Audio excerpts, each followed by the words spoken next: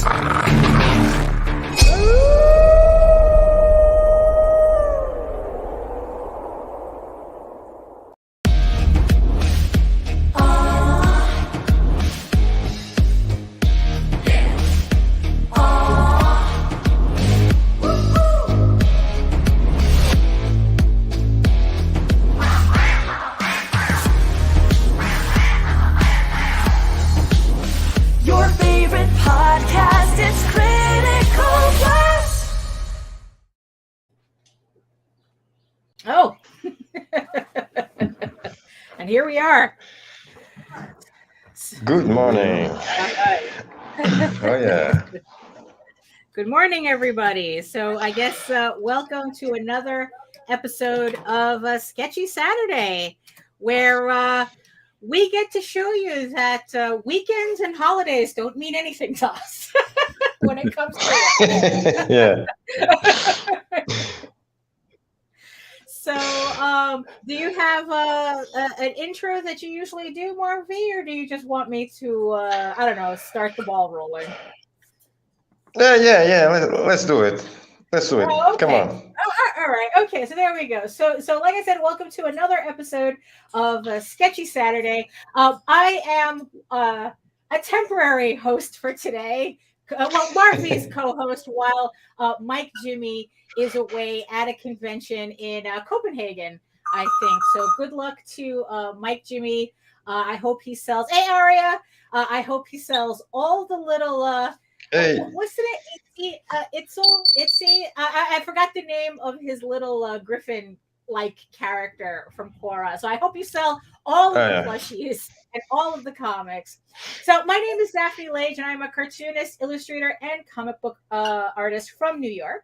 I have been self-publishing comics since 1992, and I am known for the funny animal fantasy Tall Tales, and my medieval fantasy soap opera, Eagle Raven, Heir of the First Unicorn. Yes, and both of these books with Tall Tales coming on Kickstarter soon. The pre-launch page is live, and all the links are in the show notes. But in the meantime, you can read both my comics online at Tall Tales, TAILS online.com, and egoworks.com, ETOWRKS. And you can also check out all of my videos on how I make my comics on YouTube at my channel at Daphne Lage Art, Lage. Also simulcast through the RAGIN 2 network, along with this show right here. So MarV, tell the people who you are. Yeah, I'm MarV. I'm a professional illustrator from Portugal, and I'm the writer and creator and artist of The Sin Killer, that you can see the cover of the second book that will be launching hopefully June 10th on Indiegogo. Yeah, and I'm one of the hosts of the of Sketchy Saturday, and yes, great to be here again. There we go. Of Sketchy Saturday. Right. So also joining us today is Marsh. Why don't you tell everybody who you are and introduce yourself? Hey, yeah. Well, once again, thanks for having me on. And I am Marshall Lee of Marsh Makes Comics YouTube channel and DonkeyJawProjects.com. and I've worked on a lot of little comic stories here and there. So yeah, that's pretty much what I do. Yeah, so there you go. So just taking a quick look at the chat, and it's like, just want to say hi to Aria and our mystery viewer that's watching. It's still early in the morning, so yeah, everyone is still waking up. It is most people, are usually doing something important like sleeping in on a Saturday. So yeah, as the show goes on, I'm sure more of you will come in. But if you are joining us from Regions Beyond, if you are joining us from Facebook, from Twitter, wherever you're finding these links, come on over to YouTube, hit that subscribe button, hit that notification bell. Come join our sexy people in the chat. Look at that, Glenn. Speaking of sexy people, Glenn just joined us in the chat. So come on over. Nice. And get notified whenever any of our shows go live on this channel, and there's a lot of them. Something for everybody. You'll be able to find here. So if you're just tuning in for the first time and you're seeing, and you don't know what's going on, so the whole premise of Sketchy Saturday is a bunch of artists with nothing else to do on a Saturday except work. We come in for about an hour or so, and we actually work right in front of you. It's kind of like an hour-long convention, pretty much. So it's like, so what we do is that we just draw. We have, whatever conversation comes to mind. We have a good time. And we also, bring the chat involved, get the chat involved as well. So Marsh, what are you working on today? Actually, I'm contemplating trying to see if I could get the webcam working in a different way so you can see, but I guess I could kind of just show it to you. It's nothing amazing. It's a comic. I'm working on a 4-page come on comic for the 9-volt anthology from the AAA Discord community. And I just started inking today the first page, so hopefully you guys can kind of see. I can't see what you're seeing at the moment. Right. So. Yeah. Hold on. Let me bring you up.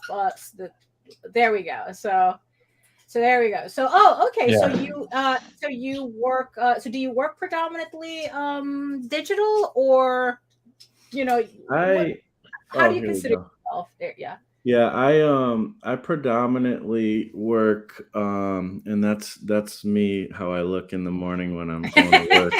When I'm going to the day job, so it's called the commute. So right. but yeah, I work predominantly whatever I feel like at the time, I guess. I've done traditional, I've done digital. When I'm doing digital, I wish I was doing traditional, and when I'm doing traditional, I wish I was doing digital. So that's funny. So MarV, what are you working on today? I'm working on one of the pages. I don't even know which page this is for the Gabriel Reaper of Souls, the second book of the first chapter. How do you not know what page you're working on? I have to count them, Okay, 1, 2, 3, 4, 5, 6, 7, 8, 9, 10, 11, 12, 18. Page 18. Don't you number your files? No, I have everything. No, I didn't put any numbers, so I never thought about it, honestly. You have, it's like, are 90% of your files named final? 1, 2, 3. No, 11 by 17. 11 by 17. That is the number of every file that I have. Right. No, I highly recommend numbering your pages so that you don't have this problem. Yeah. Highly recommend. Yeah. Yeah, I gotta do that. Yes, I have. Yeah, because it's like if it's one thing, it's kind of like naming your layers. It's like you have to know where you are at all times in Photoshop. Well, I guess in your case you're using Procreate, right? Yes, yes, I Right. am. Yes, yes, I Yeah. am. Very cool. Yeah. So, Well, the what? thing that's cool with Procreate though too is like what you can have all your files like in one little Uh-huh. group or whatever, and then when you go into that little group, you can Mhm. see all like a preview of all the pages at once, which I actually really like that. Oh, that's cool. Yeah, that's usually something you kind of have to set up Yeah, like this. manually Yeah. on a PC to do, so I can see, I can kind of get like little thumbnails or something before I open up a file. So Yeah, Glenn, get a camera I so can, that we can watch you paint hatch. So we can give these kids some lessons in traditional in some traditional media. yeah.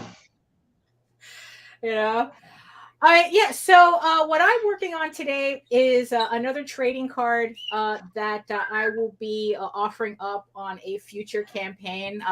Like I said in the backstage, I have a stack of like half finished pieces that I'm just slowly working through, and it's just like it might as well take advantage and get some of that, at least get one piece on that stack done. So yeah, so I just have so at this moment I am full traditional. So yeah, so we have two digital artists, one traditional, which just goes to to show you that everything is a tool. It's like I kid about Yeah. about digital.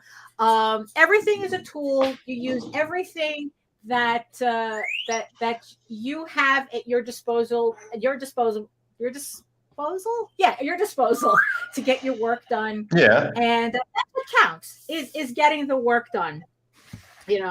So do you work in digital at all, or yeah, I do my coloring in digital.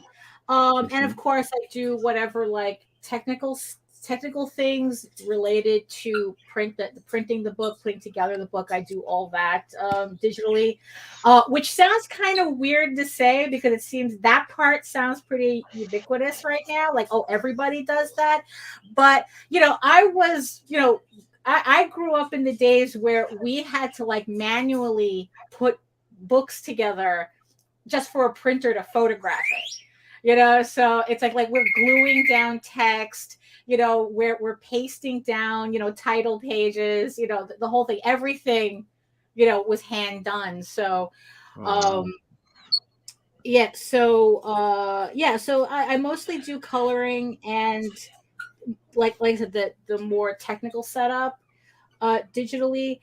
I just haven't gotten the hang of inking on a tablet yet. I think it's I think Oh, it's more I of a love side it. I for love me. it.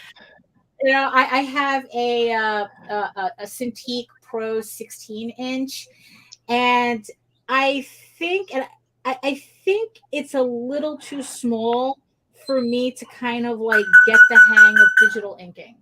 I don't know. It just doesn't. I'm the type that I guess I'm so used to working actual size that I yeah? can't seem to imitate that on the 16-inch screen. Have you So ever used a like tried doing an iPad or something with the pencil? I've one that would require me Mhm. to invest in that in those products, which I Yeah, have thought about, but I'm a little hesitant because of the fact that it's going to be a very expensive paperweight if I'm not into that either. So yeah, that's true.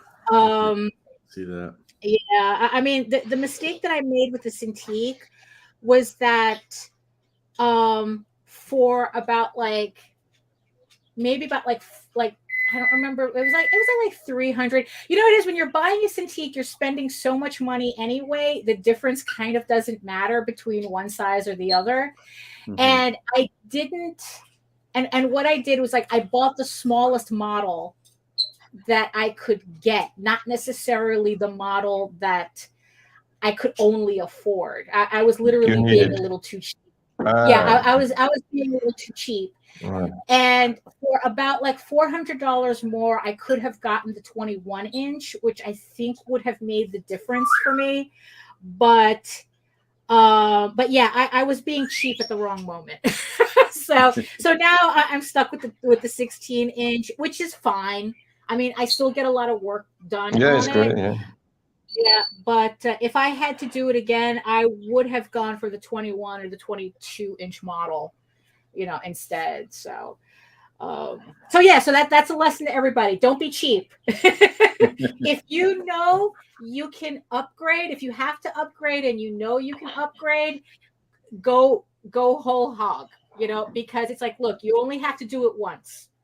If you take care of it. Well, another thing too is I think I could be wrong, but I think these even the iPad, but also the Cintiqs, I think they have like pretty good resale value. I don't think they go super down in price if you have to be like, I regret it. Right. Yeah. I mean, it's just, that's something that I didn't want to worry about. Like I didn't, it's gotten to a point where I have become kind of really greedy with my time. Yeah. And there are certain there are certain little things, that I'm like, okay, my time is a little too valuable for me to spend it on trying to sell an iPad or something, Oh, I know. I hate returning things even to the store, let alone reselling something. A lot of times, if I buy something and I decide I don't want it, I just keep it. Yeah. Or throw it away if it's not that expensive. But yeah, I mean, I have a couple of tablets, regular Samsung tablets that's kind of what happened. I thought that having the tablet would be useful for me. And for a little while it was. But the second it lost its usefulness in terms of my my YouTube setup and how I vlog and whatnot, they just went into a drawer. I mean, and these are practically brand new. Wow. But it's like I'm not. Yeah, you know what? When I need it, it's there. No big deal. And honestly, I mean, I think there's advantages to both anyways, but working traditionally, I almost feel like in a lot of ways it's more efficient usually. But there's certain things that, the digital is like, the thing with me with digital is like, it's almost better to do your underdrawing in digital if you can, because you can just, it's so easy to just like change the proportions to make them more correct, and stuff like that. And then go in traditionally later. Yeah, that's what I've been actually utilizing. Like I've gotten that far. Because it is really convenient to bring in like to be able to make adjustments digitally and then print out the final sketch on my paper, because I have a printer specifically to make blue lines. And it's just really, I run my paper through, I have the fixed up blue line, and then I could just go ahead and start inking without worrying about it because I already did the adjustments digitally. Right. So, which is not cheating, by the way. Again, it's just utilizing a tool. Of course not. Yeah. I mean, there's like this part, like I used to think some of this stuff was cheating, like, because like in Procreate, it's pretty cool that like you can just like say for the panel borders or any straight line, all you have to do is like try to make your own line and then hold it for a second and it'll straighten and you can adjust exactly where it lands. So it's like, that's amazing. I feel like I'm cheating, but then I'm like, what's the difference between that and a ruler? Like, right, exactly. Yeah. I mean, I know that programs like Procreate, not Procreate, Clip Studio Paint, which you can, if people don't know, you can also get for the iPad. They have it. that it has like this really sophisticated perspective tool.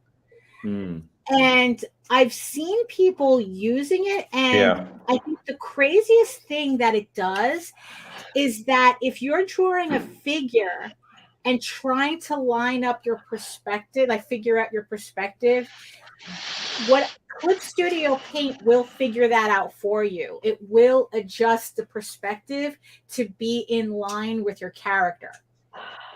And I saw this on a video, and I'm like going, no way.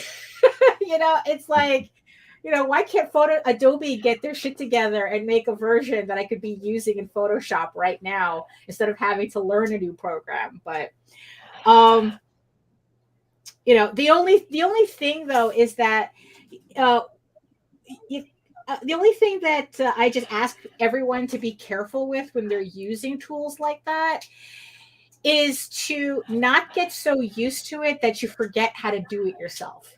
Yeah. I think all these tools are that so happened much to me a little better bit when you already have, I don't know, maybe it's just because this is the way I did it, but I feel like they're so much better when you already have training in the traditional. Like I can do coloring, digitally, but it's because I'm not like super great at it, but like I've taken painting classes and stuff, like, so I have an idea how colors work and stuff.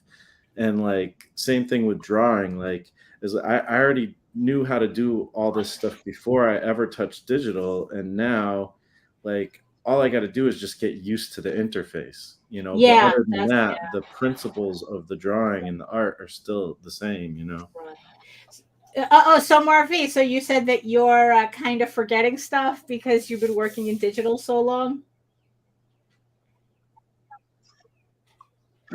Yeah, for a while, since I had a tablet that fortunately, and man, I'm so blessed that happened. You know the story. Marsh, I don't know if he does know that I wasn't able to get a tablet because it was I was doing Sim Killer, and when Randy invited me for the Revolt book, I was doing everything traditionally, and I said yes to Randy, but talking to a friend of mine, Ricardo Ferreira, who did the two logos for the Sim Killer, he told me, man, just tell me what you need, and I'll do everything digitally. I'll do the black and white stuff that you need me to do, and that's what I did. And I was able to publish the 8-page story that Randy needed for the book, and then that same Christmas, and we were in the factory that I was working. They were putting money together for a cause. It wasn't for that, and I found out that evening. I took one of my drawings for the party that we were going to auction it, and the money will go to that cause.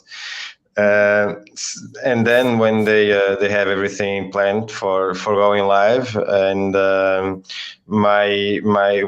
when my surprise, I saw it on the big screen, Pops and Meredith, and I just didn't know what was happening. They did everything on my back, and the guys just came together and paid most of the tablet, and I got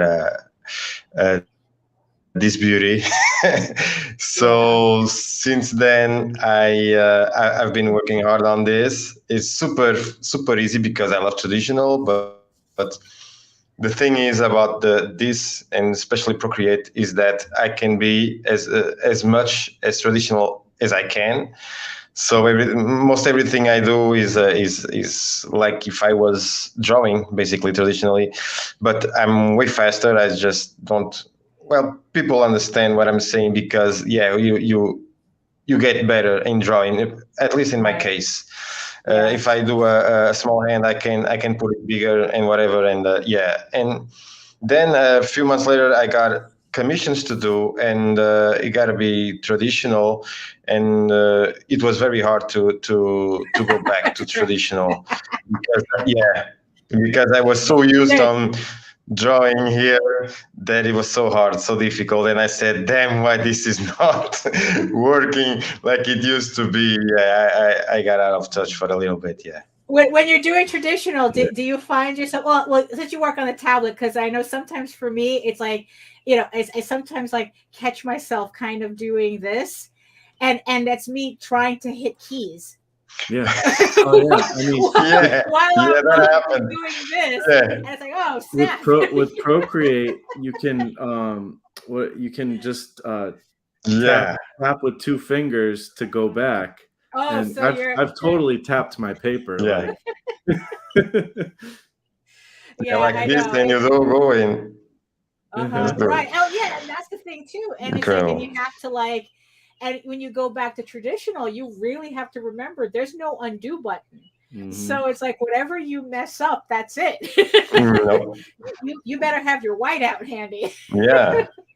But I think at the same time, like, you kind of something. If you've only drawn digitally, like, you almost miss out on that experience, because I mean, the thing is when you're drawing traditionally, it's like, okay, you got to get this right. Like, I remember being so anxious about inking any of my drawings, right? And eventually, after doing it a bunch of times, I learned how to basically draw by, like, with my ink, and sometimes there was mistakes. Well, right. I had to roll with it somehow, some way. Like, there is opaque white paint you can use, but you can only do that so much before it kind of ruins the piece too. So, right, yeah. You learn how to roll with these things, and because you can't go back, you actually end up doing things quicker. Right. And there's that more human element. Sometimes you can't get it as perfect, Right. And that's it's funny that you say that, because it's like, I mean, that's kind of the thing that I have that kind of like, I don't know, like if I try to do, like, when I try to do inking on it digitally, when I try to do that, I try to ink it in a way that it still looked like I did it traditionally. So it's like that there's certain like little flaws that I try to imitate. Mm-hmm. Like, just so that it doesn't look too too like a little too vector almost, even though I'm not inking with vector. But it's like I'm trying to like replicate my inking flaws digitally. Yeah, I mean, we even do that with traditional inking. Like, when you lay a bunch of lines down for, say, a building or something, mm-hmm. With a ruler, you still want to go over it with your ink brush and put, not every building has the same texture, right. Like, it's nice to kind of go over it freehand once you got the line down, at least in some parts, to get some of that same thing, Yeah. It's funny that you mentioned that, because that is something that, especially lately, that I'm still working on in terms of backgrounds, because before I used to like rule out everything. It's like everything had to be with a ruler, but I don't know. It's like I was never happy with how that looked. Like, I would have the characters and I would have like these ruled out backgrounds, with buildings or interiors or something, and it never looked quite right. Yeah. And what I started doing was, okay, maybe I'll have like a really rough layout of like, if I have an environment and I have the characters, okay, I draw out the environment that they're going to be in. So I have like that rough base. And then what I do is that I start inking freehand the background. Like, I'm talking about, like, I'm trying to freehand straight lines. Right. And it's a little wonky, but at the same time, I feel that my backgrounds now have kind of like, they have a more organic feel that I think is more fitting for my work. More natural. Yeah, it's more natural looking. I mean, I still have to kind of like, I think the trick with it is like trying to get my arm to move in a certain way so that I'm not getting too many stops in the line. It's like, you know how that whole thing where they say you have to use your whole arm to make a line? Yeah. You know, or to make it, or you're supposed to ink with your whole arm, not with your wrist. Right. So that's what I'm still kind of doing. So yeah, so it's just kind of, yeah, so yeah, it's like, so that's like something where it's like, yeah, it's like it's almost like the more things become digital, the more kind of flawed and organic I want my artwork to look like. Yeah. Yeah, that makes sense. True, there's that more makes life in sense. that. Yeah. Hey, Peter. Hey. What's up, Peter? Yeah. Oh, and hello to Hey. Atrocity Press. And, yeah, and like I said, and Crimson Owl Comics, who are joining us this morning. Welcome. Yep, Ronnie. You know, yeah, so that's kind of like the irony of working digital is like trying to find, because I remember a teacher talking about how she's an art teacher and all her students have iPads and they're all working with iPads. And it drives her crazy because none of her students know how to sketch properly. You know, like they don't know how to take out a pen or a pencil and a paper and just flow with it on paper. I mean, because it's like, I guess also the ability to constantly undo it's like created a kind of like neurotic artists. Well, we're neurotic already. But yeah, it's that whole thing about, they don't learn how to commit to a mistake. They don't learn how to commit to a flaw and how to troubleshoot around it. And it's like they just like completely freak out, and it's like, oh, I can't do this. And it's like, yeah. So do you do a lot of traditional sketching? Just like, and are you kind of like an anal sketcher, or kind of like, okay, however this comes out, comes out? No, I'm not really anal about anything. I'm pretty rough around the edges with most of what I do. I mean, even in this, you can see my pencils before I go to ink. Like my pencils are not like, this is like tight pencils for me. Right. Okay, hold on. Let me blow you up here. Okay, there you go. Yeah. So that's like tight pencils for me, and it's not, and even nice. I don't know, it's not like, it's never like super tight. Generally, I kind of draw more with the inking than anything, and in some ways with digital that's better because you can back and forth so much. But I do that traditionally as well. I kind of just draw with the inking. I get to my, probably the biggest part of my style is that I'm too impatient to draw, like to like fully draw something like nice. So it ends up being messy, but I like that messy style anyway. So right. Well, yeah. I mean, it's like, Glenn had he had a comment here. Oh, there we go. I keep forgetting that Nita is back there. Yeah. Sometimes the best part is the mistake. And it reminds me of, so we have a friend who he does, he does digital painting now. I mean, but he used to do traditional. He started off with traditional painting. Again, we were there at Photoshop 1,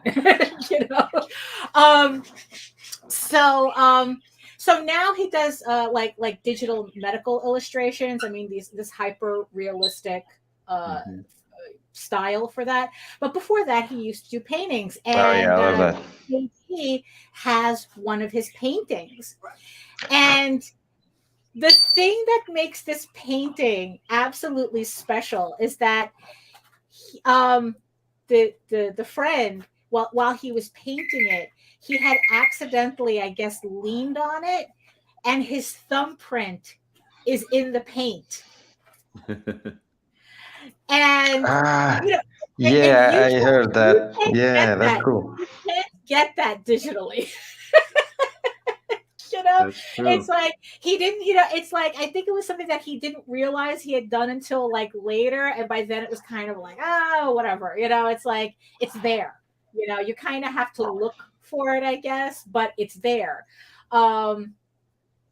Yeah, it's like I think that I remember reading someone saying that that their paintings in the Frazetta Museum, that they're still not dry. Wow. Yeah, that they're still because Frazetta would paint in such thick layers because he was the type that he had to noodle with his paintings long after, like the Death Dealer painting that's in the museum now is not the Death Dealer painting that was printed, I guess, in 78 or something, whenever he did it.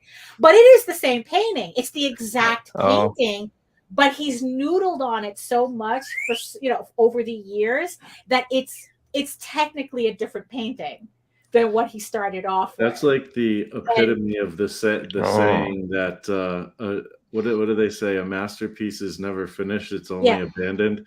Yeah, exactly. Yeah, and it's like, and they say that like, the paint on his paintings are so thick because of all the layers he kept adding.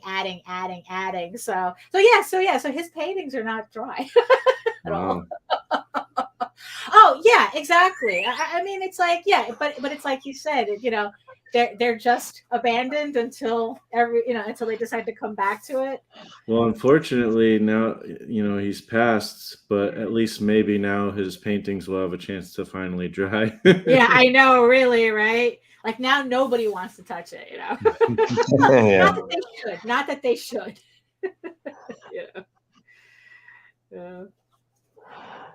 Yeah, that's also speaking of Dali, though, that also brings up something that I've always kind of had conflicting ideas about with digital versus traditional is like now mind you, this is my personal thing. It's like I said, I'm not saying one is better than the other, and like I said, I predate Photoshop 1, so so my reaction to these things are very different, but I just think I just end up with a really, really visceral reaction to seeing original artwork and original paintings that I have kind of yet to get with looking at digital artwork. Even if it's a digital painting, like even if it's like the most realistic digital painting, it doesn't give me the same feeling as if I was looking at a Dali. If I was looking at an original Larry Elmore, which we have, this is when the Society of Illustrators had an exhibit on fantasy artists, and it's like looking at original Jack Kirby pages. When we visited Continuity Studios and we saw original Neil Adams pages, that there was just something real breathtaking about that for me.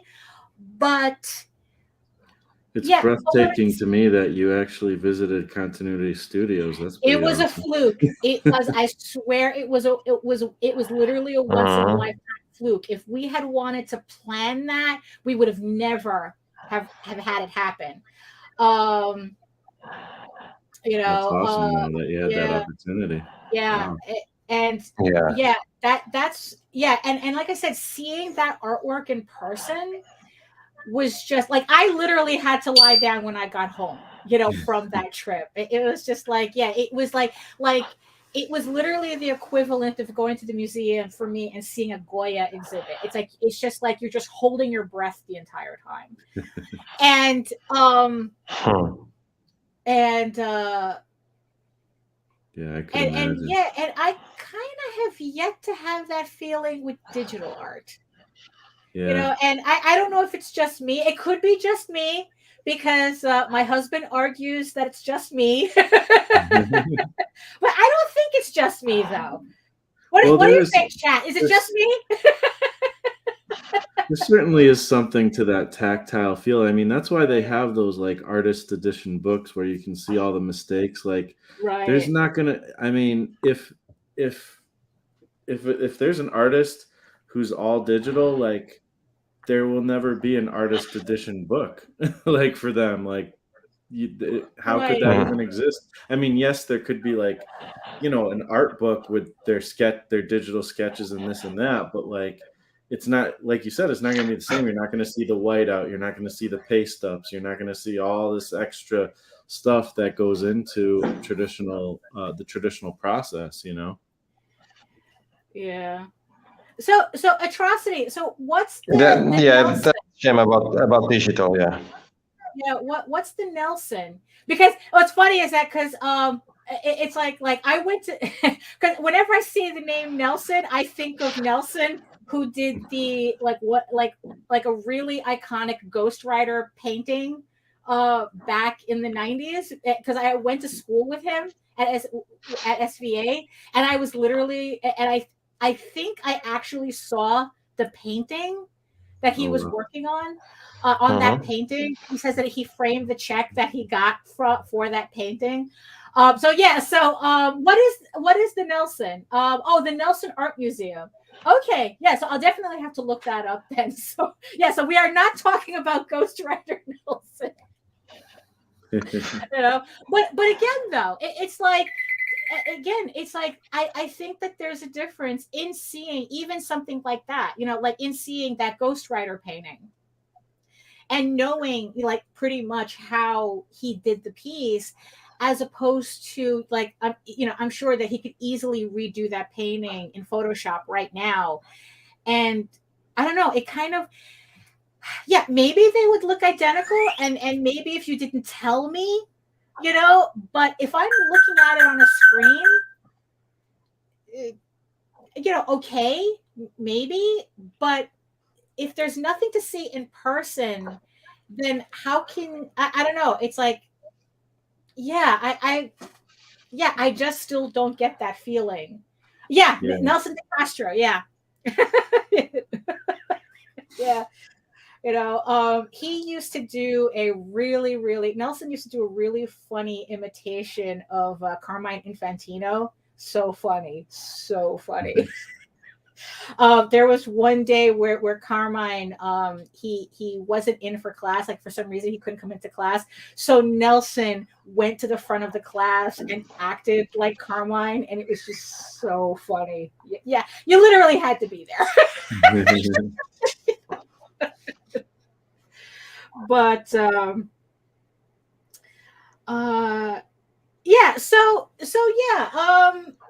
chat, is it just me? I mean, it's like, do you feel a difference between seeing digital artwork as opposed to original artwork, or it kind of doesn't make a difference to you guys? Because I mean, there is something, because what I've grown to really enjoy, like looking at those older comic book pages and seeing like the pages are yellowed, and then you see the whiteout, and you see the rubber cement streaks, and you see, I mean, there's just something. It's like really, you can almost smell the paper. The coffee on the drawing too sometimes. Yeah, exactly. Like there's a certain authenticity to it that I don't get from digital paintings. Even if it's printed out on canvas. Yes, it's different. Yeah. Like, it's so different because sorry, Daphne, continue, please. No, go ahead. Right. No, it's the thing that I love the most about digital is that I always have my desk without any stains, without any drops of anything, and That's what that's what I love about it. Because when I'm doing traditional, everything is a mess. So this you keeps don't get little everything stains. cleaner. You don't get little stains like this. Well, this is actually mild for me, but it's like you don't get ink stains on your drawing table. Yeah. On the flip side, though, if I you was so spill your coffee on your page versus spilling it on your computer, you might have even worse catastrophe if it's on. Well, that's true. That's the That's thing. true. The drinking, especially the alcohol, is on another table. So that will never happen. And if I have to drink, I just lay back and drink it. This is very expensive. Yeah, exactly. If you spill anything on your artwork, you have a better chance of saving it than if you dropped a drink on your laptop or whatever you're working on. You know, I mean, saving a piece of artwork, at worst, you'll have to do it again. But you're not spending $2,500 on a new laptop. Yeah, for sure. Yeah, absolutely. And potentially you've just ruined books worth, pages worth of art that maybe you can't get back if you didn't back it up very well. Yeah, that's also something that's well, that's true, Peter. I mean, it's like I said, it's like this is just like a personal thing. Like I said, I'm not saying that one is better than the other. I mean, whatever it takes to get the work out. In the end, whatever tool you need to do, to use and whatnot. If it's one thing that I can give digital, though, is that I think it made people stop asking actually kind of didn't, what brushes you use. Or if you don't use this nib, you're not doing it correctly, because on a computer, it's all fake anyway. You're just imitating lines. So, it's like, what brush do you use?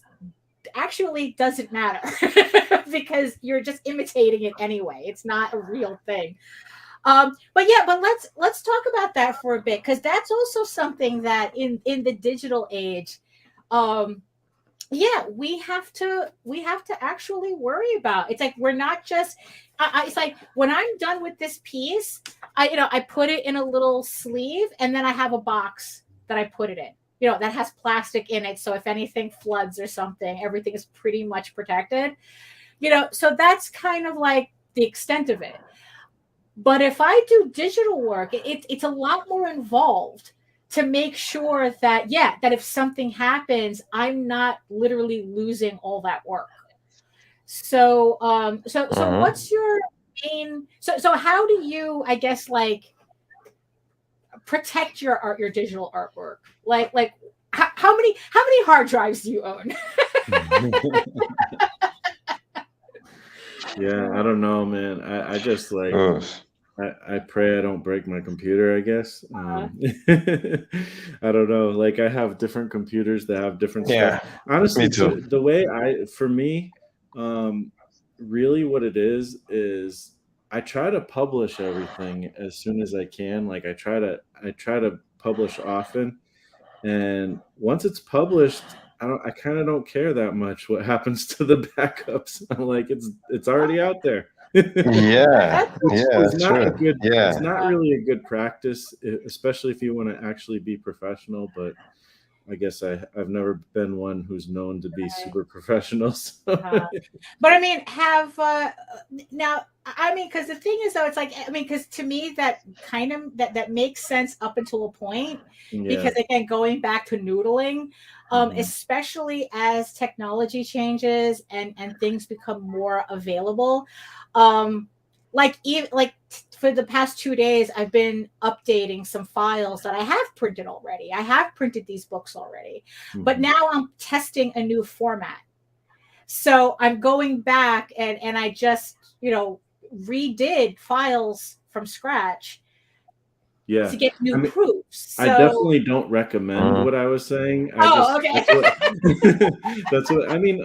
I think one of the good solutions is having it saved in some form of cloud, storage. I think that's a good way to do it. Right. and really to have it saved in multiple places. I did just that last week. Yeah. Because you're right. Like if you have I always forget it.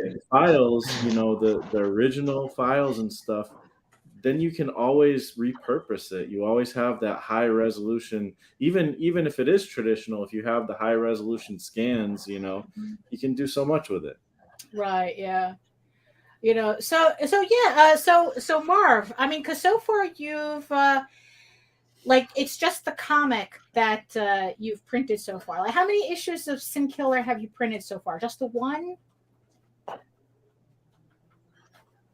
Yeah, I printed. I didn't print myself. I have, like I said, the 8-page story on the Revolt book, and I did the 32-page Killer. Let's say that's just an introduction. The first book is an introduction, and this time I want to make 4 chapters. Because the idea was to make a graphic novel, but it will take me a lot of time to do a graphic novel because of my hands. I sand all day, and it's not easy to draw after sanding for 8 hours, 9 hours, or whatever. And I decided to break it down to 4 chapters so that I can also keep people interested on the characters. In the story, basically. So I want to do these 4 chapters. I want to finish it and move on to another book that I have, or one shot that I have already written, called The Witch, and then I have another IP called God's Pack. Is about Navy SEALs and werewolves, because I love werewolves. And I know. I want to finish the Sin Killer and move on. Because, I love werewolves since I saw the Howling, the original. So I had to do that too. It's like. Yeah, I mean, it's like, because I'm currently working on a novel with werewolves in it too, and again, it's like, JD, he rolls his eyes, going, oh, werewolves are so, they're so trendy. It's like everybody's doing werewolves. Oh my god, it's like, and I'm like, wait, who cares? I'm doing werewolves. I don't care. I want all the werewolves. Werewolves are fun. Yeah. Werewolves are fun, and it's not only that. It's what you do with the werewolves. It's not because it's a werewolf. It's what you do with a werewolf. Right. It's not just like the Howling. Nobody knew about. There was a colony. It's different. Something different. Yeah, you see, I think that's. It's what you do with the craft that matters. Right. I mean, it's like, because I had posted on my Facebook. A book that Anne McCaffrey had written back in the 90s called Acorna, the Unicorn Girl. And that was the book that really made me, I was already in the middle of kind of like in the process of making Eagle Raven to begin with. And then I saw that book and I got so pissed off that it's like, it instead of like, using that moment to say, oh, well, someone else did it already, I better think of something else. I'm like going, screw that. It's like nobody is doing a unicorn girl like I am. So just push forward. So yes, I'm doing a werewolf book and you're doing a werewolf book. And it's like, okay, we're both doing werewolf books, but it's going to be 2 completely different books. We have another friend, Dee, who's writing a novel about it's like werewolves and the dating single girl, or werewolves and the single girl. Or so it's something. Again, if you go to my Facebook page, you'll see the post for that book that she's working on. And again, it's werewolves. So if you have 3 people, you have 3 dorks writing about werewolves, but you're going to get 3 different stories. You're going to get 3 different takes on it. So it's like, look, we just we just came off of like vampires were hot, and then it's like zombies were hot, and then it's like, look, it's like unicorns. I mean, it's like every 3rd grader. It's like, I mean, it's everything is going to be a trend. Everything is going to cycle. You know, I mean, who really talks about, you know, like for all the superheroes that are out there, it doesn't seem to stop people from wanting to do more superhero books. Yeah, why didn't they? How come nobody stopped making superheroes after Superman came out? Like, what the heck? They're all copying him. Like, right. You know, I mean, it's like, you know, it's like there's a billion iterations of Batman. You know, I mean, it's like, it's either people, they're doing like iterations of either Superman, Batman, or Wonder Woman. Yeah. You know, I mean, but nobody, it's like, but nobody seriously talks about, oh, there's too much superheroes. Like, oh, superheroes are too trendy. You know, I'm talking about in comics. You know, I mean, it's, you know, it's like I said, like you know, I mean, because that I've never, you know, there's never like a real discussion about, oh yeah, there's too many superheroes, do something different. And it's like, no, if you have something, if you have a story to tell and that's what you want to do to tell it. You know, don't worry about what other people are doing.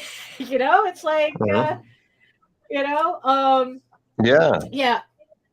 hold on, I'm just looking at the chat right now. So Glenn says, okay, he says, my originals sell way more than any prints.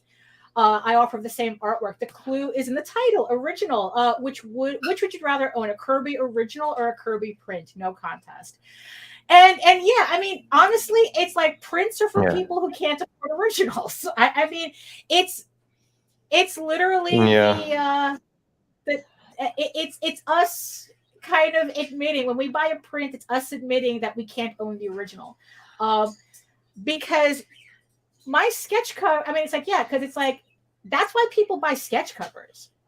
You know, that I think that people really do like understand what having an original piece of artwork is like, or like what that feels like. So I think that when people have the chance, if you go to conventions, right, it's like, if you offer up originals, you know, more likely than not, people are going to ask you, how much are they? You know, and if it's in their budget, they would rather have that than a print.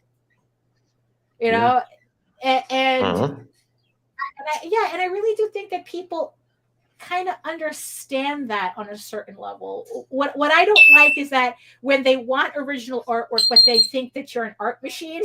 That's a different, you know, that's kind of like a different conversation, you know, where it's like, they see you doing original artwork and they think that you could just pump it out and you know, like a full painting. It's like, well, I just saw you do it for like, I just saw you do a drawing for 8 minutes. Why is it costing me $40? You know, that's kind of like a different conversation. But, I heard that. Yeah, but I heard that so many times. Oh man.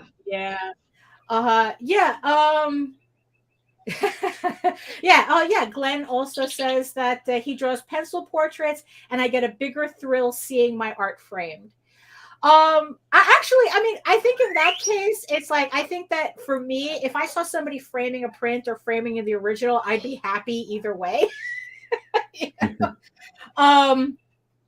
You know, I mean, just the fact that someone wants to frame my artwork. Actually, speaking of just getting, you know, I'm going to plug another one of my friends here. Hold on, let me get this piece while we're talking about.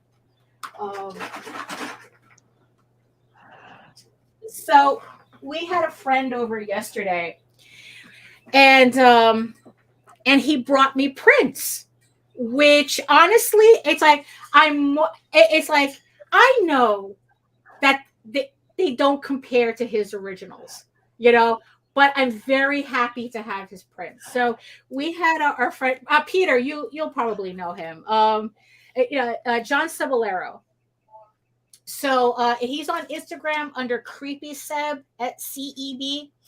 So there was a convention recently in my area, Forest Hills High School, and I guess their claim to fame is that the Ramones went to that high school. So they, I guess, like, he got I don't know if they commissioned the convention commissioned him, or he got the idea of doing these kind of like these rock style posters for the convention. And mind you, I know nothing. I have a very, very superficial understanding of the Ramones, but I absolutely adore these pieces. I mean, there's just something about the way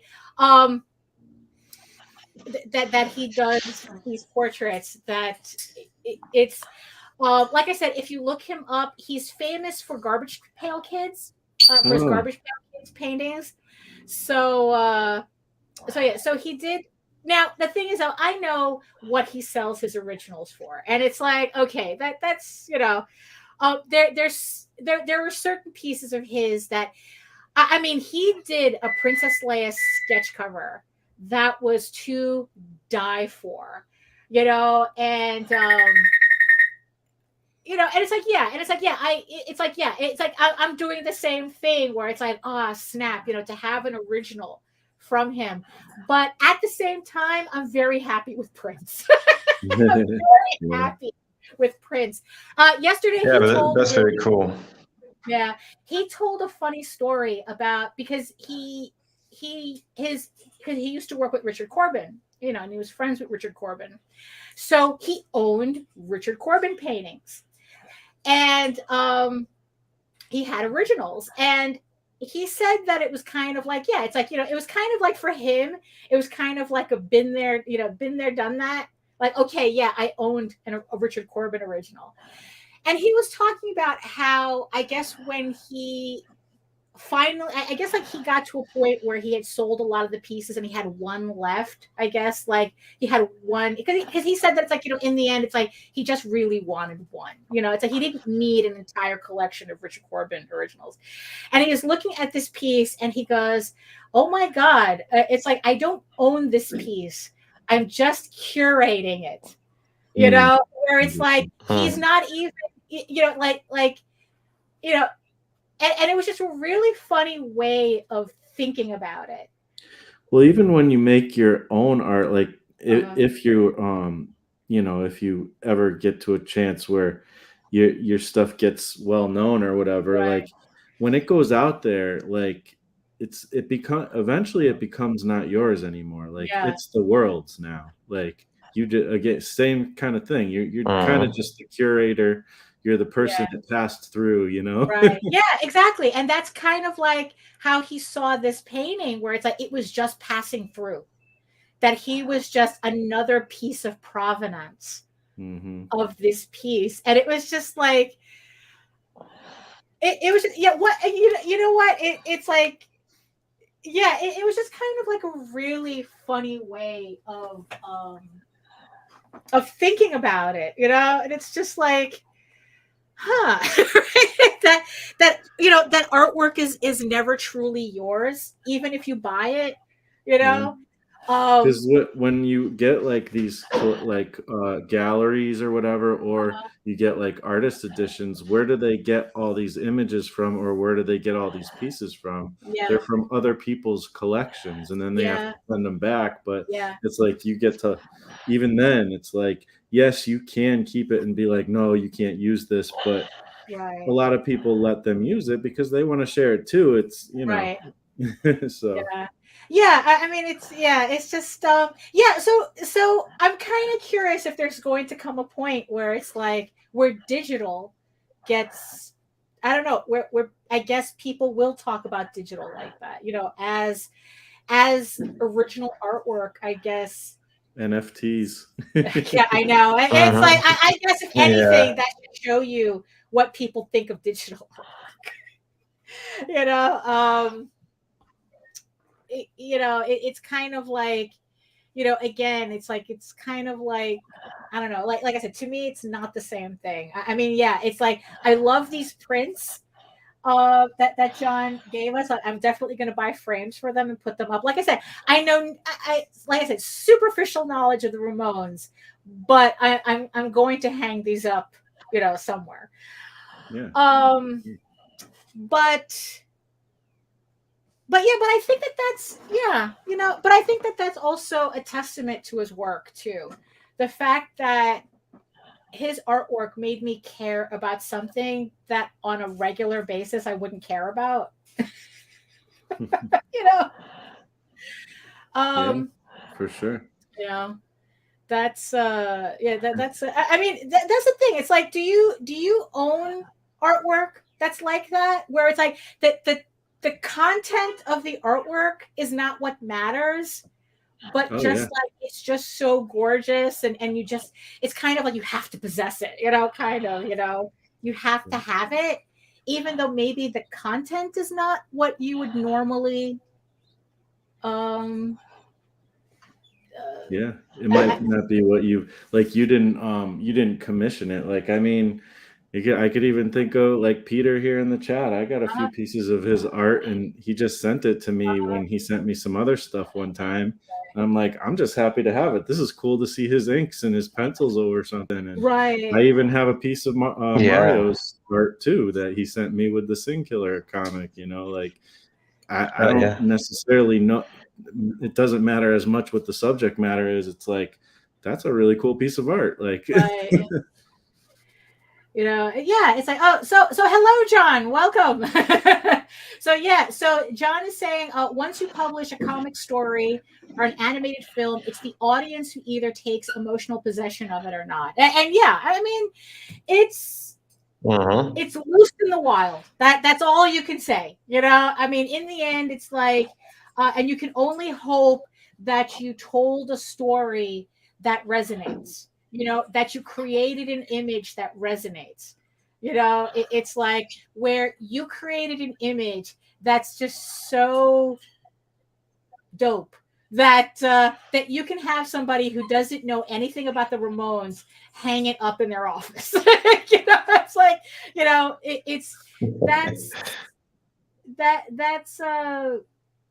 that's kind of all you can hope for.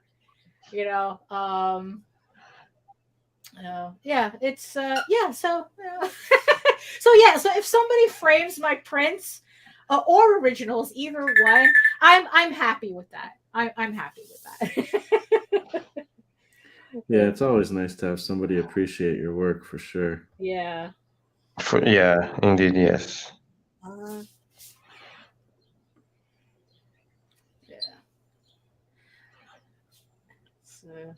So Daphne, I don't know a ton about what you do. Do you do like comics and stuff, or I don't even? Yeah, I mean, sorry if that's a silly question, but well, I mean, it's like, look, it's like, I've been doing comics since 1992, but I'm probably the busiest nobody you've never heard of. It's like, I mean, it's like, it's like I've been doing indie comics since high school. So you're a vet. 92. Yeah, wow. That's when I was getting into comics. I saw a lot. And I just been doing it since, and I joke it's because I have nowhere else to go. I have nothing else to do, nowhere else to go, so I might as well just keep doing comics. And the books that I only do my own work. I haven't, like, I've done work for other companies here and there. I think like my biggest body of work that I've done for another company was for CPM Comics. Mm-hmm. I was part of the creative team that was doing the first like American manga type books. They were bringing, CPM was bringing in some of the first licensed material from Japan to do as comics, and we were doing the first, I guess, like licensed original stories from those licenses. From Japanese manga licenses. Yes, that we did. Wow.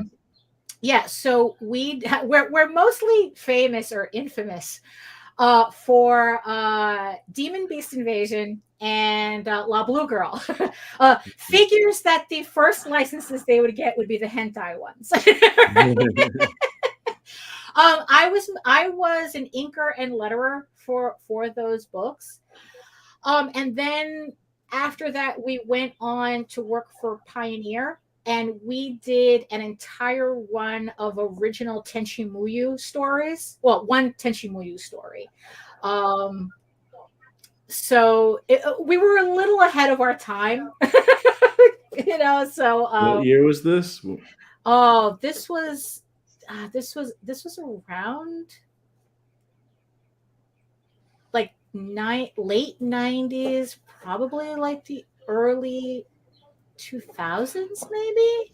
Mm-hmm. It feels like it's more late 90s though, like 99 or something. Mm-hmm. I'm not sure. I would have to ask JD that. He knows. He still has copies of the book, so he knows for sure what the dates are. But yeah, I think it was probably like 99, 2000, maybe. Wow. 2001, maybe, like that, you know. And then it's like for the rest of that time, I've just been doing my main book, Tall Tales, which is kind of like a Lord of the Rings meets furries story, or as like, you know, like if Disney did Lord of the Rings. Although I don't know if I want to make that comparison lately. You know, it's like no, don't do it. Yeah, exactly. So it's kind of, so it's like, so it's a fantasy adventure that I've already have around more than like the series. The story arc that I'm collecting in trades now is about 20 issues. Mm-hmm. And then I have another story arc that's 8 issues. And then there's a last story arc for that we had that's still in development. Like he hasn't even written it yet. JD hasn't even written it yet. So I don't even want to count it yet. So I have that. And then in the last couple of years, I've been completely obsessing on my other book, Eager Raven, Heir of the First Unicorn, which is a medieval soap opera about a unicorn princess that gets exiled into the mortal realm and into the human world, where she has to kind of like find her way in order to win back her kingdom from dragons. So that's what I've been currently working on. And especially now, I am writing my first actual novel based on it. So I'm doing a lot. I'm doing a lot right now. So you've mostly been collaborating with, you said JD? Yeah, JD Calderon. It's like pretty much he's the only writer that I've worked for. You know, I mean, I guess it makes it easy that he's my husband too. So mm-hmm. You know, so at least the scripts are just coming from downstairs. So with the new book, is he working on that too, or is that just you? That's with the new book with Eager Raven. That is completely me. Wow. Which is kind of weird for me because it's like it's kind of like what I guess because Tall Tales is a collaboration, I don't feel as self-conscious about it. It's like he gives me the script, I draw it, and then again loose it into the world. It's like I'm pretty like confident as to how the book looks and how it comes out and whatnot. Mm-hmm. But with Eager Raven, because it's all me, I'm neurotic as heck. You know, everything is, oh my God, am I doing this right? Does this sound right? Is this stupid? Are people going to think this is stupid? Or this, that, and the other thing? Is this corny? You know, but it's so far after four actual published issues through Kickstarter, I seem to be okay. Yeah. So that's awesome that you're doing the you know, the single vision type of thing there, which is really cool. I mean, I find it fun to do both, you know, the single vision stuff and the collaborative stuff, and you get benefits out of each one in different ways, you know. Oh yeah, definitely. I think that the main thing that I get out of a collaboration is how much I don't have to think about it. So it seems a lot easier to do. Mm-hmm. Because I'm not thinking about story. I'm not thinking about, like, everything is laid pretty much like the script is there. I just have to draw it. And yeah, I'm using the word just very loosely. Right, yeah. Don't tell your writer that you just have to draw it. Right, yeah. And it's like, no, well, you see, because the funny thing is that's what he says. Haha. Because it's like with one of the latest issues of Tall Tales, he has this entire scene that I joke about. It's like, dude, you're going to have me drawing Helm's Deep in 2 issues. The Battle of Helm's Deep in 2 issues. And he goes, what? You can draw it. I have faith in you. You can draw it. Yes, I can, but just don't be surprised if this one takes a little bit longer than the last one. Yeah. Oh, no, I mean, he completely understands that. Yeah. I mean, it's like that's kind of just a reality of what we do. That it's like, he, because he works a day job, and I have like everything that I do, and it's. It's like we can only do so much that we can, and as long as we're consistent with the progress, I think that's all either of us can do. So yeah, you said so you have I guess you have the day job as well.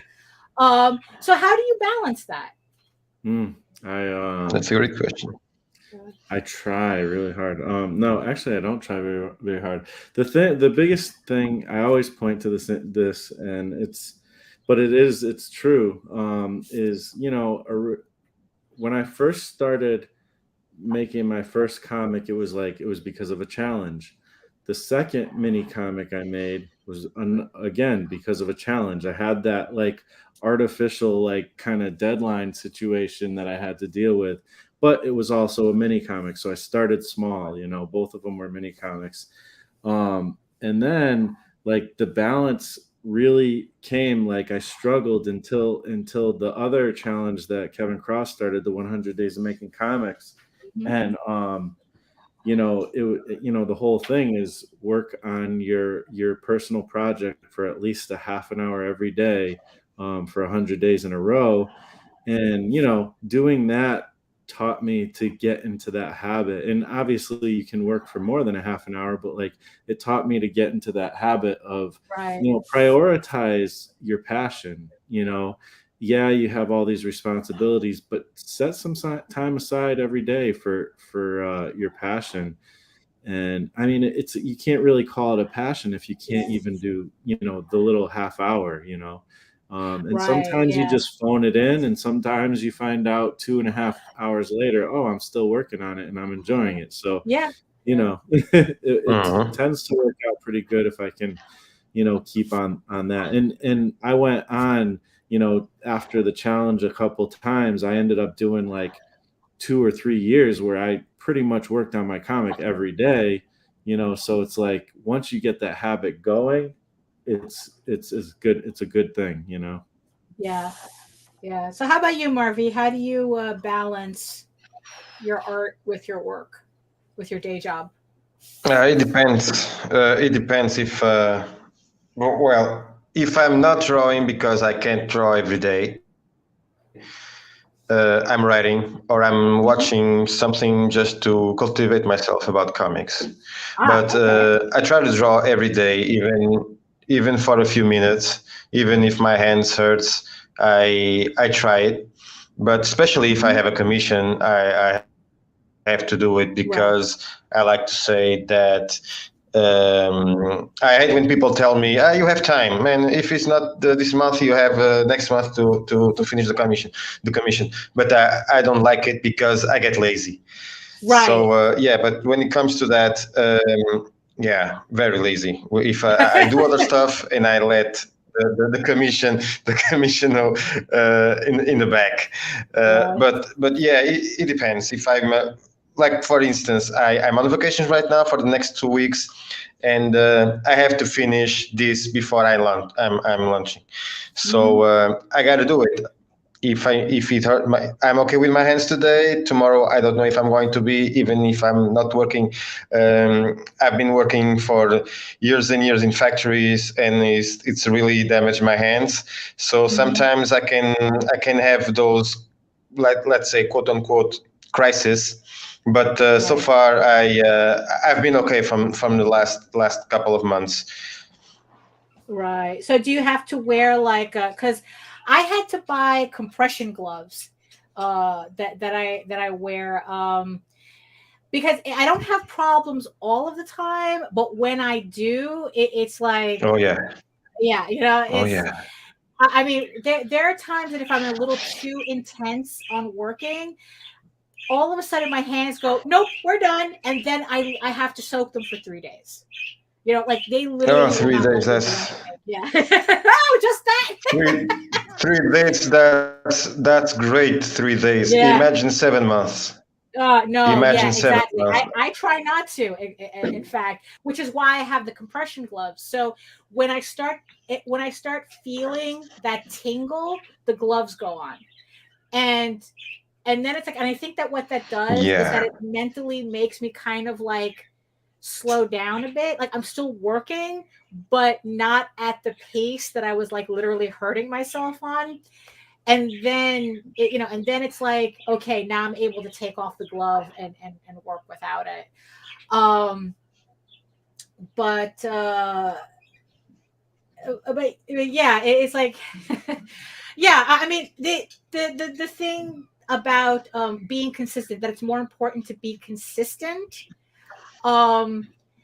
Because yeah, it's like there's a phrase. There was a saying, a quote that I saw the other day. I'm been really into stoicism now, and reading Stoic philosophers. It's like, I know I keep mentioning it, but things I've been finding it really, really helpful. And one of the things that one of them had said is, show me what you spend your time on, and I'll show you who you are.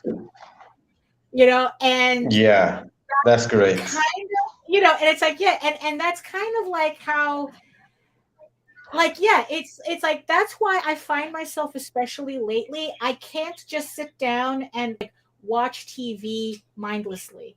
It's like everything I do has to be related to the work that I'm doing somehow. Everyone's watching Obi-Wan now. I couldn't care less. I mean, the second, it's like, I don't know what's going on in the Marvel universe. I don't know anything. It's like, look, I only know about you if you're a Witcher. That's it. It's like, it's like, that's kind of like everything else. It's just, I just let that wash over. I'm so hyper focused, and it's like, it's all about, okay, this is what I have to work on. This is what I have to work on. This is what I have to work on. And yeah, and it's like, and if you say this is your passion and you can't find a half hour, and it's not about finding a half hour. You have to schedule that half hour. Yeah. There is no finding. It's there. You have to make the priority to take it. And it's like, so if you say this is a passion and you can't you can't get yourself to spend a half hour on it, then honestly, you need to rethink your passion. Yeah. Because it's like, if you'd rather be watching Obi-Wan than working on your passion, then what does that say about you? What am I learning from you? It's like, who are you when you do that? I mean, it's there's this whole other concept about how motivation follows action. Where it's like everyone talks about, oh, the muse, I have to follow my muse. And, it's like, oh, I'm not in the mood to do this. No, the muse is not calling me. It's like, the muse has you on mute. Okay. The muse is not going to call. The muse is tired of you being a lazy asshole. That's what that is. It's like, so the whole concept is that there is, like, motivation really doesn't exist. It's like, it doesn't exist before the fact, only after. So if you're finding you don't have motivation to do, if you don't have the motivation to do something, you literally have to make that you have to make that motivation by doing the thing you're not motivated to do. Yeah. It's true. It's so true. You know, it's kind of, you know, it's like, you know, you have to put that line on paper. You know, I never, it's like I would always see a lot of artists do the thing about warm up artwork, and I never understood that concept I until tried that. Didn't work. The last couple of years. But, but that's the thing, though. So it's probably because, like, for you, you're always doing that half hour anyway. Yeah. I don't have time to do warm ups. I'm just trying to get my half hour in. Yeah, exactly. So you don't need. So you don't need that little push.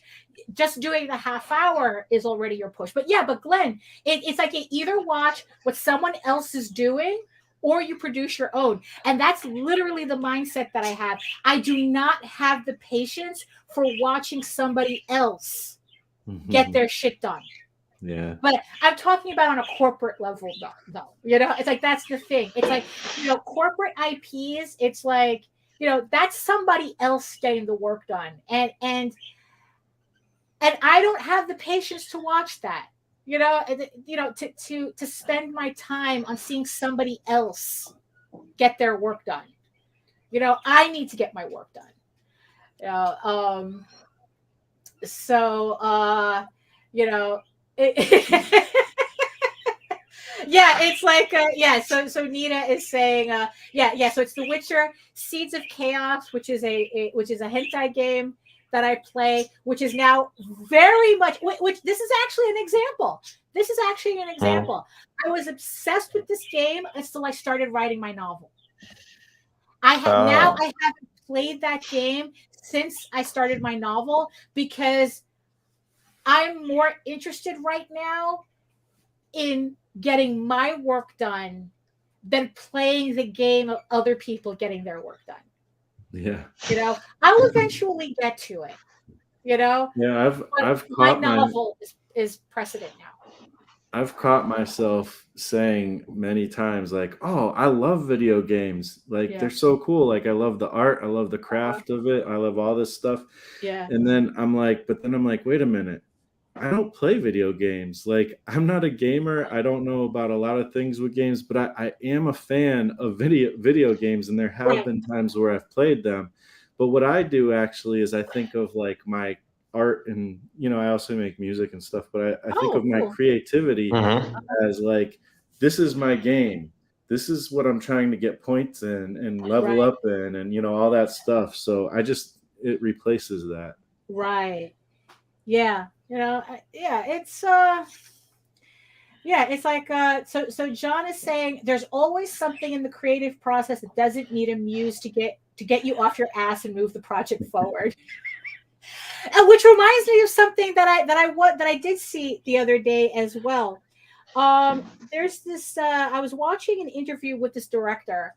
He did like a lot of music videos. He won a lot of MTV awards for them. He worked with Mariah Carey, the whole thing. And he's done a lot of B movies though. You know, it's like, you know, he's more famous for his music videos than he is for his actual movies. But what I found fascinating about him is that he suffers from severe anxiety and kind of like imposter syndrome. Like, he literally is like, this man is probably in his 60s or something. And he's, to this day, he still can't go to a party unless somebody that he knows is with him. Or else he cannot function. Like, he shuts down at the party because he can't handle it. You know? And like, you know, we were talking about returning things. You know, like, he's the type of guy that if he has to, you know, like he would rather keep a thing than talk to somebody to return it, you know, if he doesn't want, you know. So just to give you an idea. And the interviewer was talking to him about, well, how do you overcome your imposter syndrome to, you know, how do you overcome that in order, you know, to accomplish what you do? And he said, hold on, I want to make sure I get what he said exactly, because it was the name of the video. Oh, artists don't have to believe in themselves to have success. And pretty much he said, and what John touched on as well, is that there's always something in the process that you need to get done, that your feelings about it is irrelevant. Mm-hmm. Yeah. You know, that it's like you have something you have to do. So what you do is you have a goal. You think of the goal of what you have to do. Yeah. And that's what you move towards. You don't, how you feel about that goal has nothing to do with what you need to do to get to that goal. You know, it's kind of like, I was trying to translate it in a way that it's like, I guess it would kind of be like a little more direct with what I do. And it's kind of like drawing a comic book page is anxiety inducing, you know, but what's my goal to get through this page? So, okay, I know I have to draw out the panels. You know, I have to draw out the literal boxes for the panels. You know, what does each panel need? Okay, let's draw in the character. Let's draw in the main character. You know, it's like we know how to do that. Let's draw in the main character. You know, well, what about the background? You know, drawing backgrounds used to be very anxiety inducing to me. Like, okay, then we don't have to do a full background. Just kind of fake something in there. Don't worry about it. Just sketch something out. Okay, boom, there's the background. Now what do you have to do? I have to move on to the next panel. Do the same thing there. So, and then the whole thing, the whole idea is to just keep focus enough on the task you need to finish. And then before I know it, I have a completed page. Mm-hmm. You know, without allowing, I guess, my brain to sabotage what I'm doing. Where it's like I'm just sitting back and going, oh, this page makes me nervous. I can't do it. I don't know if I can do it. And then I'm just staring at a blank page all day. You know, so I guess it's like in the end, it's like, you know, you have to force yourself to get out of your head. And sometimes you kind of have to trick yourself to do that. Yeah, there's a few different tricks. That one of them too is like literally doing what we're doing right now / sometimes just listening to an audiobook, depending on if it's the type of thing you can do that with. Because like, I mean, I'm literally almost done with this page. And the thing is the reason why it's such a good trick is because there are things in making comics that are just tedious, you know, just little details, you know, like you said, drawing backgrounds, drawing windows on buildings, like things like that is just tedious. Yeah. But when you're doing it in silence by yourself, you're thinking about all those little windows and all that stuff. But when you're sitting here talking to somebody, you're like, you're just doing it and not thinking about it as much. Yeah. And it's not as hard. Yeah, it's almost like it distracts you enough that you're able to concentrate on your work. Yeah. It almost sounds a little backwards, but that's hello, Radio Retro Future, welcome. Mike Jimmy is at a convention today. Drawing backgrounds. You know, what's funny is that I keep saying the past 2 years because I feel that thanks to the pandemic and lockdown, and being forced to concentrate on my work the way I was able to make a lot of strides with my artwork in the last 2 years that I haven't really seen in the last 20. You know.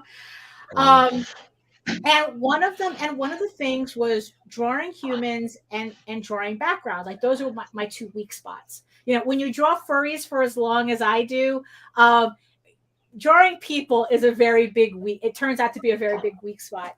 But you know, drawing backgrounds was always a challenge for me as well. And in these past 2 years, I made it a point to challenge myself to improve on both. And I feel that I have gotten to a point where they're still kind of, it's not like, it's still tedious kind of, but I don't have anxiety about it anymore. I just do it. Like, it's just easier for me now. So I don't feel like I'm fighting anything.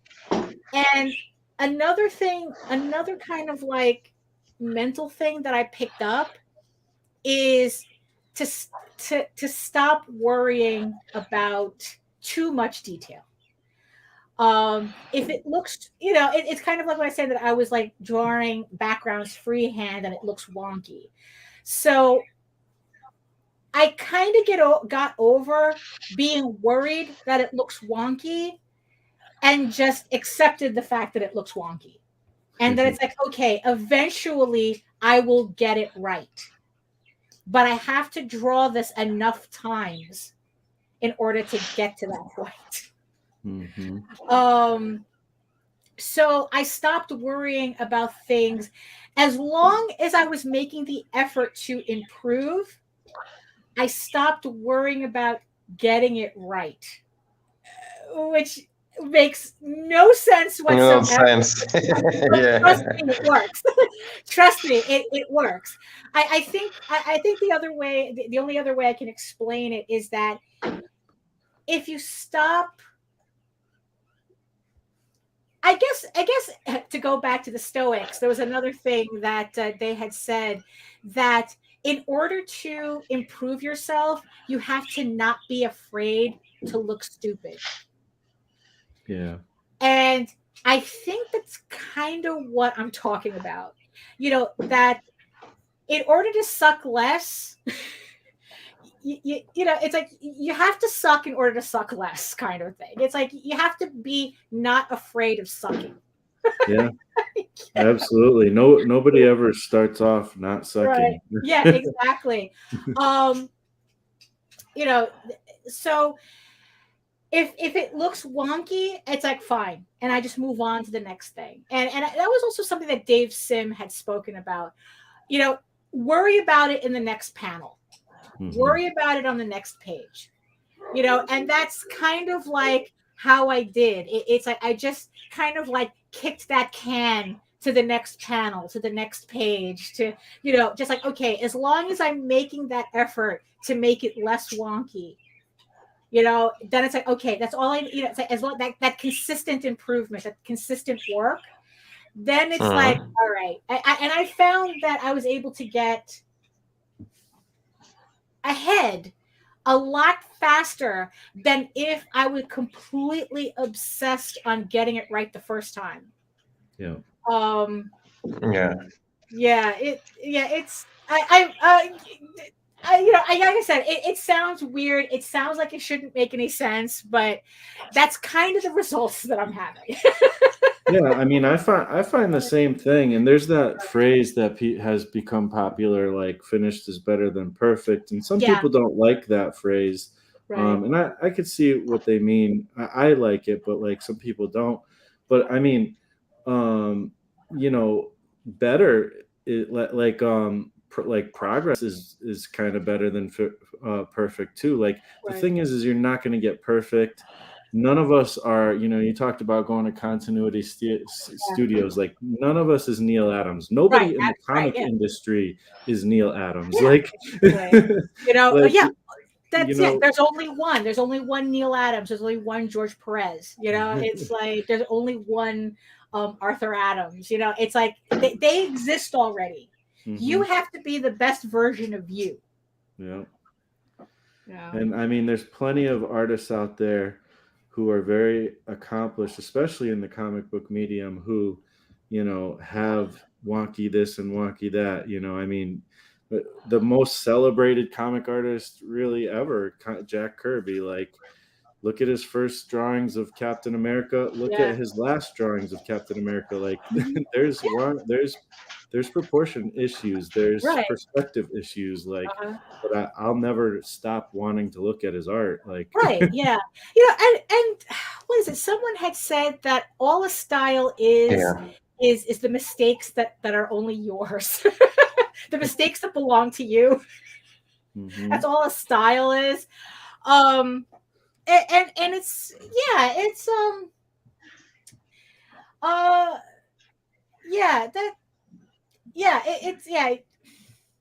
those people exist already. It's like, don't worry about being them. It was funny because also I went to school went to SBA with Phil Jimenez, and and mind you, and when I knew him, he was a to the last line George Perez clone, which is I mean, he I mean, he yeah, it really is, because it's like, it's like people do not copy George Perez lightly. Same thing with Arthur Adams, which is why Aria, who's, I don't know if he's still in the chat or not, he did a piece for Mike Jimmy where that's what he did. He actually tried to imitate, well, he did actually. I mean, he was imitating Arthur Adams' inking style. And it's like, are you insane? I mean, it's like, there's just like that's like, wanting to run a marathon when you just got off the couch. Although no, Aria is a lot more skilled than just getting off the couch. It's like, maybe he ran a couple of 5Ks and now he wants to do a marathon, but like that's kind of what copying that style, studying that style and wanting to do that style. Oh, absolutely. He nailed it. So yeah, so he's not copying, he's not trying to copy Mike Mignola. He was Arthur Adams, so Phil Jimenez, he studied George Perez down to the last line. The thing is, though, is that Phil doesn't draw like that anymore. Yeah. He's not, nobody calls, it's like, that's what he started off with, but in the end, he developed his own style. That's now it's like, okay, now it's like, oh, that's Phil's Jimenez's style, not, oh, that's Phil doing his George Perez thing. So in the end, though, even if you do study other people's work to the point where you're kind of like taking their style, eventually your style comes out somewhere. Sure. And it morphs into that, yeah, like, yeah. I mean, in my case, I try. Sorry, Daphne. No, because I have always a delay here. I have always a delay. Yeah, I know. Yeah, exactly. So who did you kind of start following, artistically before you developed your own style? Well, I started always. I always. Go ahead, Mário. Okay. Go ahead, Mário. Yeah, I'm asking thanks. I always loved the old guys. Bernie Wrightson, Gene Colan, Buscema, Gil Kane, all those guys. But lately, when I started to do the Sin Killer, I wanted to mimic them. So but I wasn't able to do it. So what I did was I studied, not kind of studied, but I watched a lot of Mignola and Pat Boutin. Pat Boutin is a great artist from Canada.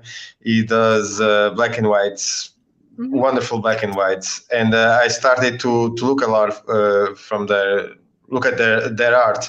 And I was able to, not consciously, I didn't have the conscience of mimic them, but I watched those drawings so much, so for so many days, for so much time that I took a little bit of both, and I came up with this style for this book, for the Gabriel Reaper of Souls, because the first one, in my opinion, as much as I love it, it was a little bit of a mess because I did digital and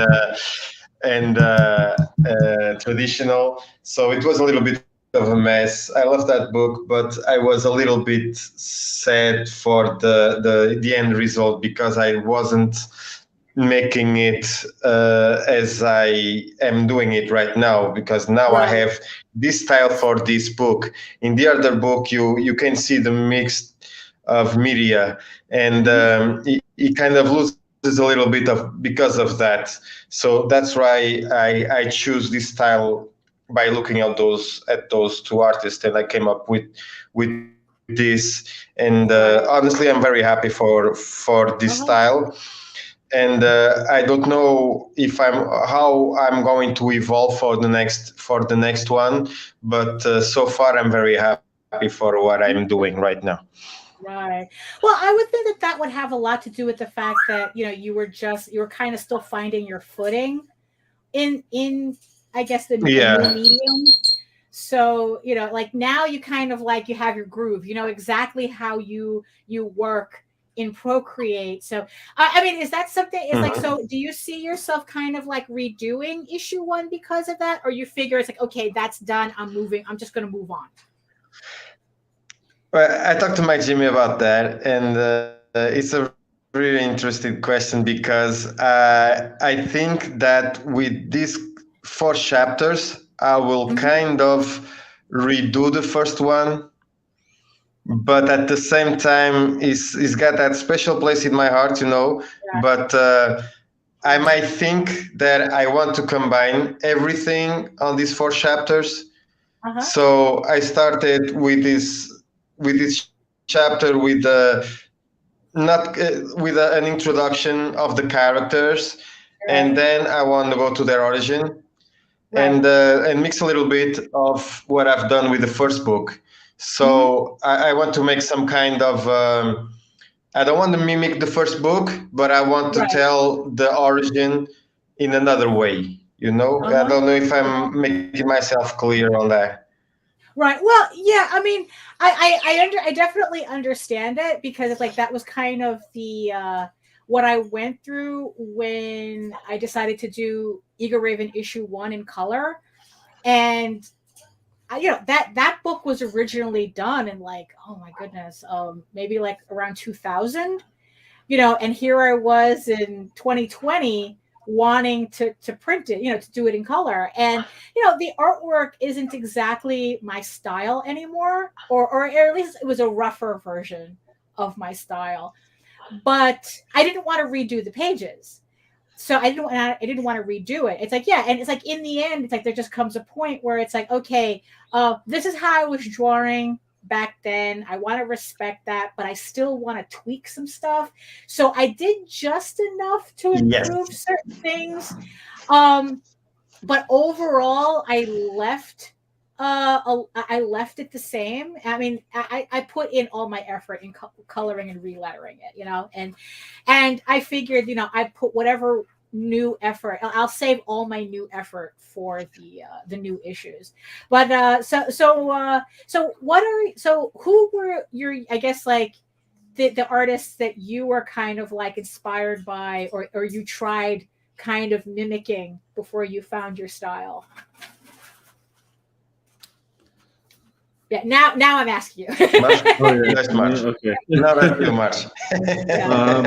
Well, somebody said that they started copying Herb Trimpe, which was maybe not the best person to copy at first, and I get why. I mean, but at the same time, he's a very celebrated artist, and you can learn from people like them. And I say that to say my influences were beginning, you know, I got into comics because of, you know, basically all the artists that started Image. So, you know, those were my first comics, you know, everything they did right before Image, and then Image itself. And, you know, those guys even have admitted at times, you know, that there's definitely flaws in their art and stuff, especially some certain ones. But I still look back and I still love their art and stuff.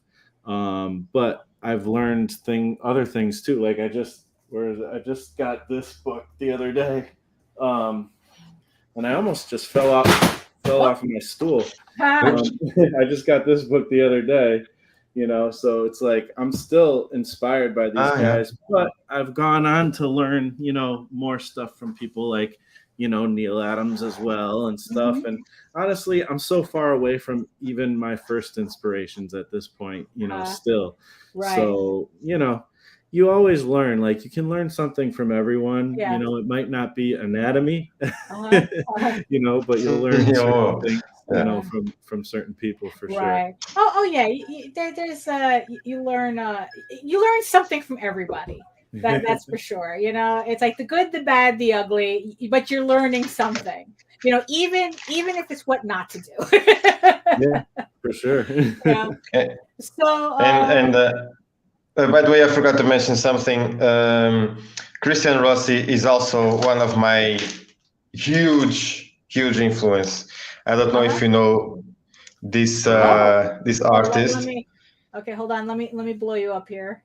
Yeah, Christian Rossi. He's awesome. Yeah, he's. I know him from his mini-series from Alternate Comics, The Trespasser. This was written by Lucifer Storm. And the Void Walker too. Yeah, I have those too. And these blacks are just something from another planet in my opinion, because this is, and look at this panel. This panel here is just unbelievable, beautiful. Yeah. So, yeah, I'm watching this all the time. Another thing, yeah. And you can tell he's gotten a lot of influence from absolutely, yeah. We yeah. have, and this again, is beautiful. Speaking of prints, we do have a print, a Frankenstein print, signed by Bernie Wrightson. About a couple of months before he passed, we were at a convention, and it was one of his last conventions. No way. Yeah, and we got and he was selling prints from Frankenstein, and JD said, you know what, I have to get this. Because it's like we knew at the time that he was really sick, and we just don't know. And so we have that hanging up. We have a I hate you so much, Daphne. I hate you so much right now. Yeah. Well, it's like, you're on my list. You, Randy, Dave, So we don't have an original. Yeah, so we don't have original by Bernie Wrightson, but we do have. We're more than happy with the print that he signed. That's wonderful. That's great. Yeah. So let me. Well, there's so many artists. Like Bernie Wrightson is definitely one of them. Frank Frazetta. There's so many of these artists that. I think everybody gets something from some of these artists, like whenever you hear people talk about their influences, almost always Bernie Wrightson and Frazetta come up, like. Yeah, definitely. I mean, but they're staples for a reason. I mean, although I think in this day and age of digital art, it's like, I kind of wonder, what are the names that are going to be mentioned in the same breath 20 years from now? That's it's just I don't know. It's just interesting to see how things are changing. Like I said, I've tried to not let it panic me anymore. Change is just change. That's it. You just got to roll with it. So I don't know about you guys, but we're nearing the second hour. I mean, and it went by fast. I have to almost already. Already. Yeah. It's like here I was thinking I wasn't going to make it past the first hour, and here we are, almost at the second. So so I again, being boring about the Stoics, but like I said, it's their philosophies have been allowing me to get through a lot, especially lately. So I subscribe to a newsletter, and this passage just happened to come up, and I thought, you know what, this is actually pretty an interesting, I guess, thought to end on, for everybody, considering what we were all talking about. So this is what they start off with. So each of us needs to take the time to set our priorities straight and to understand our limits. What is the most important thing in our lives? What is the next most important thing? What are we going to say no to so we can focus on those things? What are we going to say no to or yes to in order to protect our personal happiness and peace? The key isn't always to do more, but sometimes to do less so that we can do more of what we most care about. Wow. So I think, so I think that's pretty on theme, for something that I just get randomly every day, right? It's like, isn't that what we were talking about? It's like, that was awesome. So Marsh, why don't you tell the people where they can find you, if they want to see more of you and your work? Yeah, the best place you can find me is on my YouTube channel, Marsh Makes Comics, and usually there's links in there as well for things. I'm on Instagram as Planetplex, which is a weird name probably, but it is what it is, and so I'm on there, and that's kind of the main place. I'm also on Twitter too, and I forget what the name is, but yeah. Yeah. So, okay, so MarV is talking to the chat right now. And so I guess while we're here, it's like, I do want to thank everybody in the chat for joining us today. Like I said, Mike Jr. is at a convention right now, so let's send him all the good vibes to sell all the things. Yes. And I hope he is seeing a lot of success there. I know that conventions are really, really coming back, and probably doing weekend shows are going to get harder and harder once we start doing conventions regularly. So, this might. It was lots of fun today too. That's what. Yeah. So we had fun. Yeah. So Marv, where can everybody find you? You can find me on Facebook. I might go back because I've been blocked because First Amendment is not a thing anymore. So, but you can find me on Facebook, MarV, the Scene Killer, MarV Scene Killer, and you can find me on Instagram, MarV Artwork, or just hashtag Gabriel Reaper of Souls, and you'll find me on social media as well with that hashtag. Right. So you got banned on Facebook, or you're on timeout on Facebook? I've been blocked. But now I can post, but my posts will be on the bottom of the. Okay. You're on. Yes, you're kind of like on timeout or something, right? Like. Yeah, I've been blocked, but now I can post. But it will take you a lot of scrolling to find my stuff. So I'll start maybe tomorrow or Monday. I mean, I have been seeing your stuff recently. So at least I'm seeing your stuff. So if you think no one is seeing it, I'm seeing it. So there we go. So if you want to know more about me and my work, you can head on over to my main portfolio site at egoworks.com, EGOWORKS, where you can find links to all of my galleries and social media sites. But I mostly post to Facebook, where so far I have lucked out at not being blocked. If you're into seeing sketches and current work in progress and updates about my upcoming campaigns. And of course, you can always check out my videos on YouTube, where I host kind of like I keep, well, technically it is a weekly live stream, but I've skipped a couple of days, a couple of weeks because of, there's just so much going on. But this Wednesday, I will be making the effort to do another live stream. So you can check me on my channel on Wednesday. And while you're there, you can read the first 5 issues of Ego Raven, Heir of the First Unicorn, in its original black and white format. But if you prefer your fantasy to be more of a Lord of the Rings type of adventure, a lot of running, jumping, skipping, climbing, Dune type stuff, you can follow the link to Tall Tales, TAILSonline.com, and read the first 20 issues of Tall Tales for free. And I just want to thank everybody for also putting up with all the noise all my birds here have been doing. If you're not if you're wondering what all the weird boops and noises and buzzes and I just thought you had a lot of fire alarms that needed to battery. It's a parrot. Yeah. I have a parrot and 2 parakeets that they now know whenever I go online, that's when they're supposed to start making all the noise. So yeah, but that's the trade-off that we have here. So again, I want to thank everybody for joining us on this Sketchy Saturday. Thank you. Next Saturday, MarV and Mike Jimmy will be back with another episode.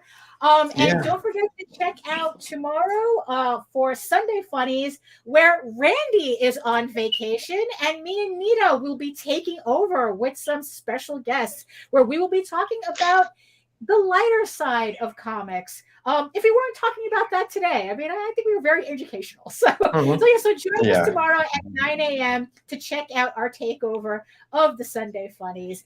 And then you can check out our vlogs. Me and Nita are back on the vlogs on Monday and Friday at 11 a.m.